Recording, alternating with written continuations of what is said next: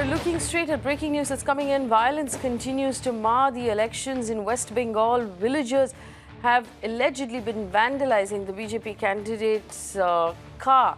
Bharti Ghosh, we brought you this story a little earlier. The villagers allegedly pelted stones and bricks at security forces after the forces resorted to a lathi-charge to disperse the crowd.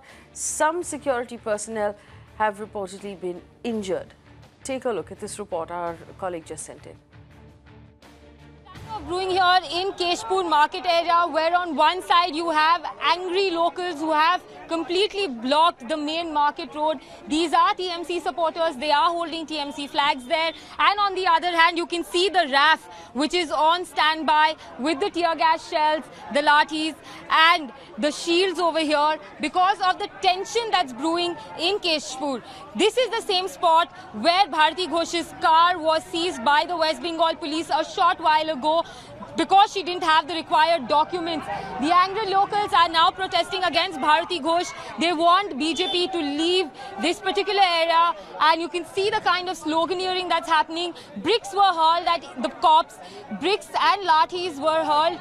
Glass bottles were thrown at the security personnel here. Bharti Ghosh right now is stationed in this mandir here because her vehicle has been seized. The gate has been shut. There is enough RAF and central forces that have been deployed here to contain the situation, but still tension is simmering. The villagers were quite far, but slowly and steadily they are coming closer to the place where Bharti Ghosh is stationed. This is the Keshpur police station as well, but so far the standoff seems to be escalating here on ground zero from where we are reporting.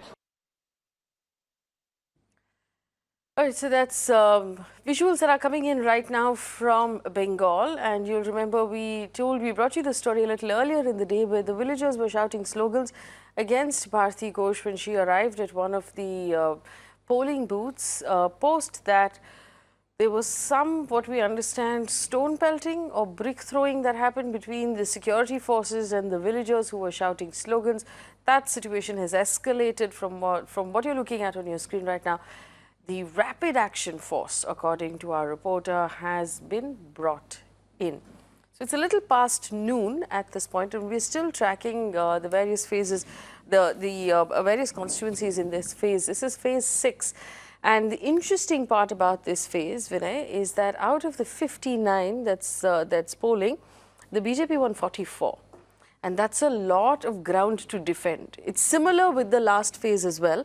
This phase is extremely crucial, which means that these two phases are important for Narendra Modi to win in order for him to make up his final number. If he loses here, there's no actual, you can't go back in time to work harder in a different phase. So it's all out, this phase. Oh, without a doubt. Yes. Absolutely. In fact, I tell you, one of the casualties of modern day communication has been the complete obfuscation of terminologies. You know, political terminologies have been bandied about and people just pick it up. For instance, there is a terminology called the wave. Yes. People routinely misunderstand the difference between a wave and a landslide. Wave is not necessarily, a landslide is not exactly a wave. Okay. A wave is when you get a vote share which is close to halfway mark or more than halfway mark. Like in 2015 when the Aam Aadmi Party got 67 seats, that was a wave. Yes. If you get 80% of the seats with 33% vote share or 31% vote share, it's not a wave, it's a landslide. And the two are very different. We have a first past post the system where things are not the same as a vote share. Seats and vote shares can be different. Now, which is why you find the BJP has a particular problem in this election. You finish south of India where, of course, BJP presence is very negligible apart from Karnataka. Yes. And now that you've reached north where they had a very large proportion of seats which they won, in a scenario where the vote share arithmetic has now altered, clearly their problems are much more than what they would have bargained for. In UP, that's the reason why they would come down by half, at least by some estimates, simply because the arithmetic now just outnumbers them. Eastern UP is one such example, except for two seats. They had pretty much swept everything. And obviously, that makes the job of BJP very difficult and also now critical for them to retain because whatever they it's can. only after polling do they get an internal estimate also about how they might have performed. Yes. And in this phase, at least, you only have one more phase in which to make good if you find out that you're not hitting your target in any way.